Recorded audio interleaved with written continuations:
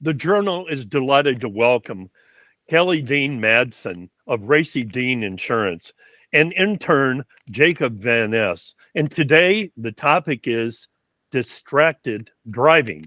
And Kelly, uh, most citizens probably don't really think that there's an actual month where this is celebrated, but it really is a big deal, isn't it? Yes. Thanks for having us today, Jerry.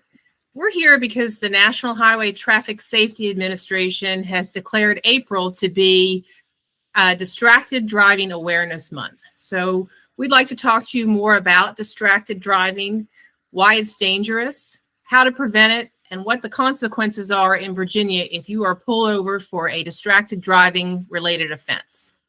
And Kerry, there's one thing to say that there are costs and, inconveniences, but isn't the truth that since the advent of cell phones, distracted driving, it's not just unfortunate. We're talking about thousands of deaths nationwide. Yes, it's very dangerous. And Jacob has done a good job of pulling together some statistics about the dangers of distracted driving, which I'll have him share with you. I guess where we should start is just talking about what is distracted driving. What is it? What is it, Jacob? What's the definition? I've got a definition here, and it's okay. A distraction is anything that diverts a driver's attention away from the road and the wheel while driving. So some examples of distracted driving include texting while driving, any type of handheld cell phone use while driving, so holding your phone and making or taking a phone call, taking your hands off of the steering wheel to eat a snack like a candy bar is distracted driving, arguing with a passenger while driving is distracted driving, and taking your eyes off of the road to adjust your music or change the radio station is an example of distracted driving. I guess, Kelly, I'm going to have to stop chewing on those potato chips, ham sandwiches, and stop arguing with my cohorts to get it properly in tune. But all joking aside, many of us are probably doing several of these things and really haven't thought about the possible effect of it. That's right. Well, Jacob has pulled together some statistics that illustrate the dangers of distracted driving. The information sources for these statistics are the Virginia Department of Motor Vehicles, the Travelers Insurance Company and Travelers Institute, and the National Highway Traffic Safety Administration. So, Jacob, I'll let you share some of those statistics with Jerry now. So distracted driving claimed 3,142 lives in 2020. And each day, 9 people are killed nationwide by distracted driving. And research shows that 10% of teen fatalities in 2013 were related to distracted driving. And some more research shows once you're distracted, it can take up to 27 seconds to refocus. And to put that into some perspective, that is equivalent to traveling a little less than half a mile going 55 miles an hour. And here's one last statistic, if that didn't scare you enough. Imagine driving the length of a football field with your eyes closed. That is the equivalent of texting while driving at 55 miles an hour. Because texting takes your attention away for an average of 4.6 seconds and makes you 23 times more likely to be involved in a crash. So, Jacob, what's the easiest way to correct ourselves here? I mean, not to have a potential accident or a big scare. We just need to wise up. Right. So the easiest way is you just really need to pull over if you're driving distracted, because you're risking your life for something that can be done later. It's not worth your life to text or eat a sandwich. You can just pull over. And it's best to drive when you're in a good mood. Don't be emotional. You can't just die. Don't go driving down the road.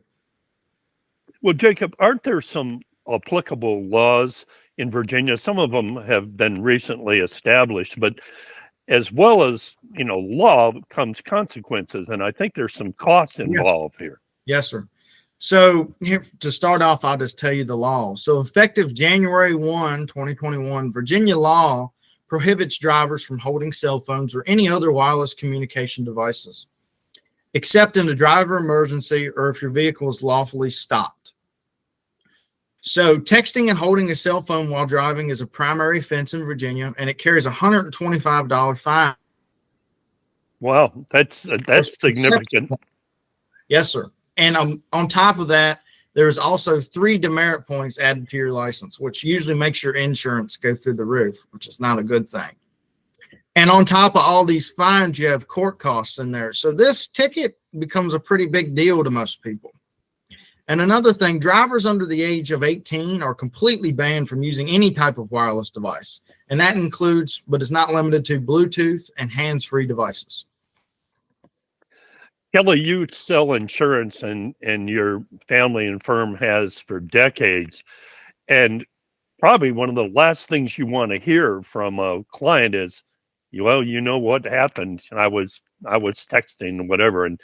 And you taking the time along with Jacob today to share some of these facts with respect to this, I guess somebody could call it a scourge, because we certainly see a lot of it on the road. The public is very appreciative of you taking the time to point out some of these facts. Well, we're happy to be here, and we appreciate you having us. You're right. Distracted driving is very dangerous, and in our line of work, we see the consequences and the bad accidents that can happen when people are driving distractedly. So I did pull together 5 tips to share with you about how to prevent distracted driving. Number 1, drivers should remember that their number 1 responsibility when they're behind the wheel is to drive. Number 2, drivers should put their phones away or dock them, their cell phones, while they're driving. Number 3, passengers should remember to do their best not to distract the driver. Number 4, if you are a passenger and you see a driver driving distractedly, speak up. It's better to say something than to sit in silence.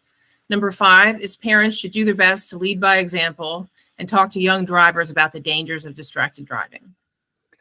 These are all great tips. They really are. And I'm sure our readers and viewers will very much appreciate hearing the facts, understanding the costs, and even worse, understanding the dangers. And once again, both of you, thank you very much for joining us here with the Journal. And we look forward to being a little bit more responsible ourselves. Well, thank you for listening, Jerry, and drive safely. You have a good day.